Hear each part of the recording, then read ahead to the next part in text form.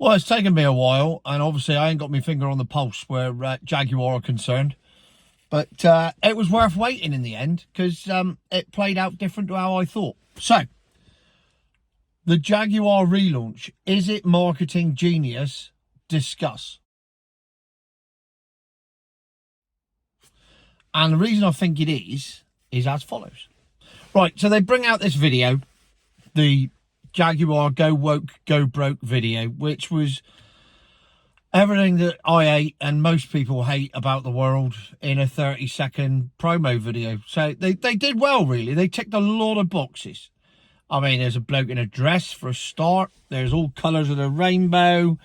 There's asexuality, whatever that is, but it was there. No wheelchair.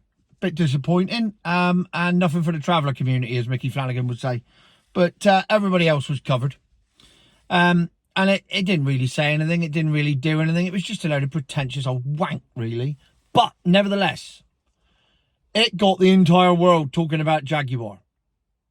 Now that in itself alone is marketing genius. They got the whole world talking about their brand in a negative way. But nevertheless, they were talking about it. And I don't know who it was that said no publicity is bad publicity. So maybe they had a point. And maybe this is true marketing genius. They release a video so bad that everyone goes, my God, have you seen the Jaguar video? It's that bad. And then everyone goes and watches the Jaguar video and it is that bad. So therefore, anything they do after that has to be an improvement. Marketing genius, because the next thing they do, everyone will go, oh, thank God for that Jaguar. I haven't completely lost the plot at all. And you cannot argue with that. And then the anticipation of them bringing out their concept car and their new thing that's going to be launched in 2026 and it's all electric, so it's all crap anyway. But nevertheless, it generated a bit of excitement that, I wonder what they're going to come up with. This is going to be something, this is going to be special, because they've proved that by doing their change everything, accept nothing, wear pink crap video. So the anticipation was there. People were excited. And then they brought out the concept car, which, if you haven't seen it, looks like this.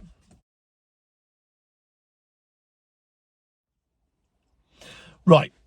So, much like every other milk float that seems to have been designed in the past 5 years, this too was designed by a 5-year-old in primary school before first break, bored of his first math lesson.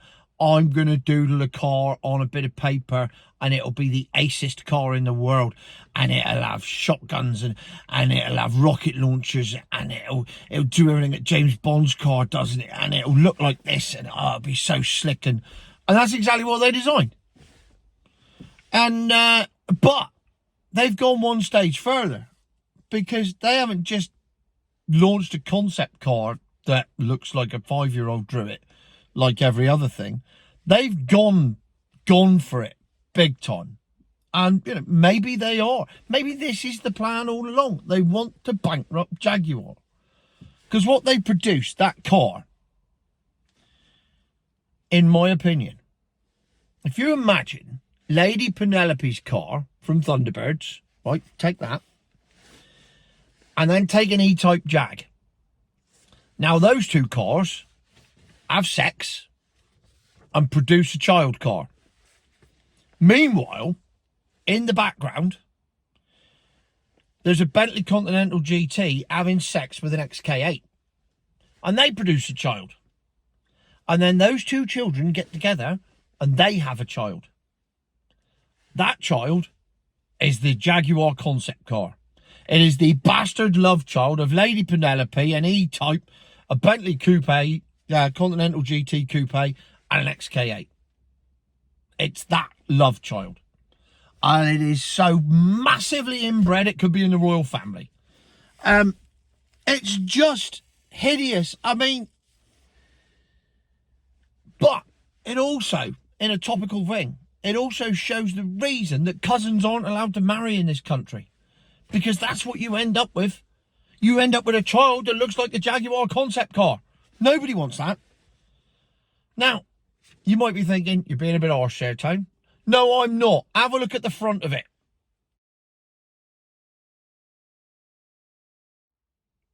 There you go. That's a face only a mother could love.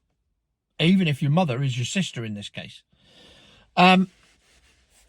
It's just, even a 5-year-old, you go to the 5-year-old and go, oi, bang, cut that out, draw something decent. I don't care if you're 5, sharpen your crayons, sort your life out. It's just crap.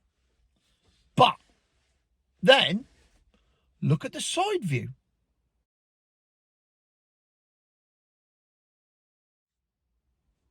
See? Now, that ain't bad.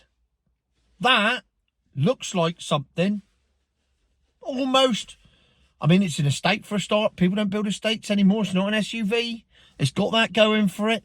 It's got those sleek lines.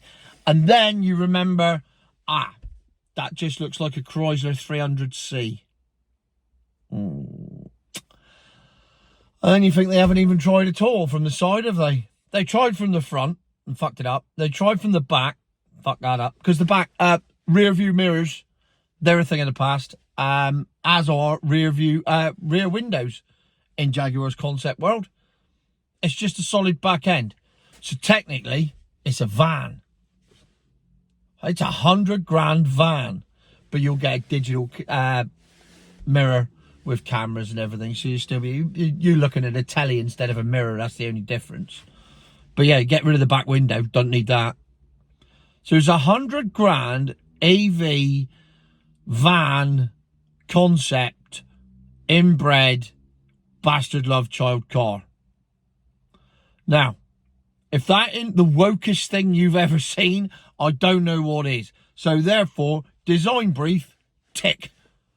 Jaguar have achieved exactly what they said they were going to do with that 30-second advert. So, in conclusion, was it marketing genius? Yes, because it got everybody talking about it. Was it business genius? No, because the only people buying that car is Eddie Izzard and Sam Smith. Nobody else is going to touch it. Oh, and that arty bloke that dresses up as a farmer's wife, Grayson Perry, he'd have one. Well, they sold 3. I don't know how many they're open to sell. I'm now racking my brains trying to think of other famous rich trannies. Hey, feel free to comment if you can add any to that list. Those are the only 3 I can think of. Dave Edna's dead. No, gone. So I think that we have reached the natural end to this video, and we can only come to one phrase at the end of it. Jaguar, future my arse.